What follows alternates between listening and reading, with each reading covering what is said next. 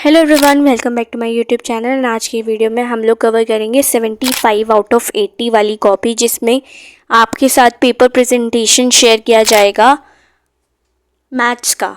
ठीक है, already share कर चुकी हूँ बहुत सारे paper presentation videos. I think 4 already parts uploaded है एंड नाउ हम स्टार्ट करते हैं पार्ट 5 से, दैट इज़ मैथ्स का पेपर प्रेजेंटेशन। सबसे पहले सेक्शन डी से ही स्टार्ट किया है पेपर को। क्वेश्चन नंबर 23 आप लोग देख सकते हैं, let the fixed price be this and this, and सारी चीज़ें लिखी हैं, इम्प्लाइज दिस का साइन भी लगाया है, प्रॉपर सोल्यूशन करा है एंड उसके आंसर को लॉक भी किया है। ठीक है, मार्जिन ड्रॉ करनी नहीं भूलनी है, साथ ही आपको सेक्शन कौन सा कर रहे हो हेडिंग डालनी ज़रूरी है।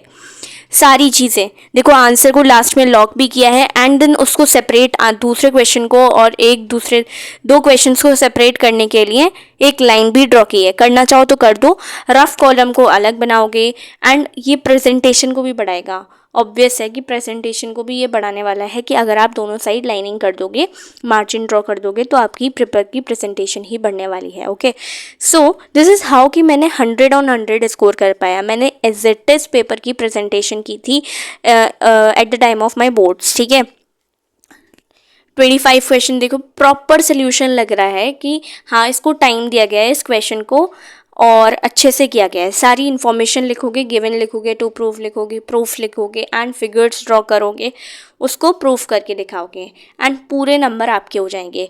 आपको पता है ट्राइंगल चैप्टर बहुत इंपॉर्टेंट है, 4 नंबर के क्वेश्चंस आ जाते हैं। बीपीटी थ्योरम बहुत इंपॉर्टेंट है, ऐसे क्वेश्चंस बहुत इंपॉर्टेंट है, इनको तो प्रैक्टिस करना ही है आप लोगों को। ठीक है, ये आप लोग देख सकते हो, फिगर ड्रॉ करो, है ना। एप्लीकेशंस वाला चैप्टर इंपॉर्टेंट है, ये सरफेस एरिया वाला चैप्टर इंपॉर्टेंट है। आप लोग देखते जाओ किस टाइप के क्वेश्चन पूछे गए हैं। ठीक है, ये मैंने नहीं किया है, इसके बाद इसको दूसरे क्वेश्चन को अटेम्प्ट किया है मैंने एंड उसका रफ वर्क देख सकते हो साइड में, देखो कितना ज़्यादा रफ वर्क कर रखा है मैंने। एंड येस, ये है 4 मार्क्स का क्वेश्चन कि एक पेज पे ही आ रहा है 4 मार्क्स का सोल्यूशन मेरा। ठीक है, देन उसके बाद आप लोग देख सकते हो यहाँ पर है स्टैटिस्टिक्स वाले चैप्टर से क्वेश्चन, है ना। तो हर क्वेश्चन आप लोगों का 4, पता है ये मेरी ये जो कोचिंग है इमेज क्लासेस, इस कोचिंग में मैं एएमयू की थी, इस वजह से एएमयू पैटर्न टेस्ट हुआ था मेरा, ये बोर्ड वाला। ठीक है, उसमें मेरे बोर्ड्स में बता दिया जाता है, एएमयू बोर्ड्स में, कि कितने मार्क्स का कितना आता है, वो तो सीबीएसई में भी बता दिया जाता है। तो उस पैटर्न से पेपर बनाया गया था, जितने मार्क्स का जो क्वेश्चन आना था, जिस चैप्टर से आना था, उस तरीके से क्वेश्चन पेपर को डिज़ाइन किया गया था। ठीक है, सो सेक्शन सी आप लोग देख सकते हैं, हम आ गए हैं, हमें रूट 7 को इरेशनल प्रूफ करना था। तो उसी तरीके से रूट 7 को इरेशनल प्रूफ किया, जैसे नॉर्मल। इस क्वेश्चन के आंसर को थोड़ा सा रटना भी पड़ेगा, इफ़ पी स्क्वायर वाला जो स्टेटमेंट है उसको रटना थोड़ा पड़ेगा, बाकी सब हो जाएगा, प्रूफ वाला तो हो जाएगा पोर्शन। ठीक है, ये फालतू का ही क्वेश्चन लगता है, रूट 7 को इरेशनल प्रूफ करिए। ठीक है, बट ये क्वेश्चन इंपॉर्टेंट है, आता है पीटी में तो आ ही जाता है। ठीक है, फिर पॉलिनोमियल से चैप्टर से बहुत इंपॉर्टेंट है, क्वाड्रेटिक इक्वेशन से बहुत इंपॉर्टेंट है चैप्टर। तो ये सारे चैप्टर्स के क्वेश्चंस बहुत इंपॉर्टेंट है, जो 3 और 4 मार्क्स में आते हैं। 2 मार्क्स में तो ऑब्वियसली ये सारे चैप्टर्स इंपॉर्टेंट है, 2, 1, 3, 4 मार्क्स में। बट हाँ, 3 और 4 मार्क्स के अगर क्वेश्चंस को ज़्यादा कवर अप करना है एंड उनकी प्रेजेंटेशन बढ़ानी है, तो आप लोग देख सकते हो। देखो, फिगर वहाँ पर ड्रॉ नहीं किया है, बट उसके मार्क्स नहीं काटे हैं, क्योंकि क्वेश्चन में ऑलरेडी फिगर गिवन था। बट उसको भी लिख दोगे क्वेश्चन में, अगर ऑलरेडी फिगर है तब भी बना देना, सो दैट पेपर की प्रेजेंटेशन बढ़ जाए, नंबर देने में आसानी हो जाती है। इस तरीके से नंबर देते हैं ना टीचर्स, इस वजह से।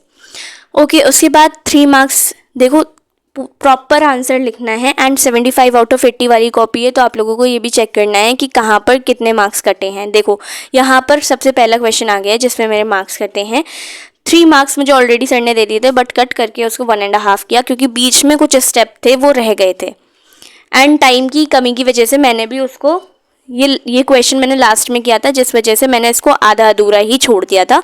कुछ तो नंबर मिल ही जाएंगे, आपको मार्क्स मिल ही जाएंगे। अगर आपके क्वेश्चन में कोई भी गलती होती है तो आपके उतने ही मार्क्स कटेंगे। तो शॉर्ट सोल्यूशन करोगे तो उसके हिसाब से मार्क्स मिलेंगे आपको, है ना। एक बार रुक करके पूरा आंसर की प्रेजेंटेशन को प्लीज़ देखना एंड उसको अच्छे से लिखना।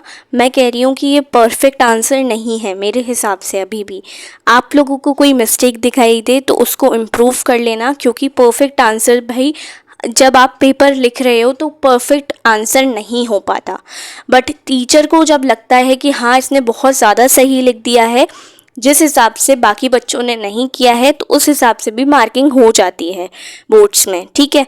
तो उसको भी आप लोगों को ध्यान में रखना है, ठीक है। And yes, if you have not subscribe my channel, please subscribe it. And ये वाला जो क्वेश्चन है आप लोगों को भी पता है बहुत ज़्यादा लेंथी है, ये क्वेश्चन ऑलरेडी NCERT में है एंड इसको प्रैक्टिस करना ज़रूरी है, सो दैट आपको कैलकुलेशन ना करनी पड़े आपके बोर्ड्स में अगर ये आ जाए। तो टाइम कंज्यूमिंग वाले क्वेश्चंस को किस तरीके से आपको रखना है एंड इम्पॉर्टेंट लग रहा है, तो आप लोगों को उसकी कैलकुलेशंस को बहुत अच्छे से कर लेना है तैयार, ठीक है। आंसर मिस्टेक होगा तो पक्का आपका नंबर कटेगा। सर ने यहाँ मेरा 1 मार्क्स काटा है because of my answer calculation mistake. Figure बनाई थी इस वजह से कुछ नंबर मुझे मिल गए हैं एंड थोड़ा सा बीच में इन्फॉर्मेशन स्टेप मार्किंग होती है, आप लोगों को पता है बोर्ड्स में, तो जितने स्टेप ज़्यादा सही उतने ज़्यादा आपके आंसर करेक्ट एंड नंबर आपको मिल जाएंगे। सेक्शन बी में जो कि आई थिंक 2 मार्क्स का होता है एंड उसमें आप लोगों को ज़्यादा कुछ नहीं करना होता है, बट उसको भी अच्छे से प्रॉपर करोगे तभी 2 मार्क्स मिलेंगे, है ना।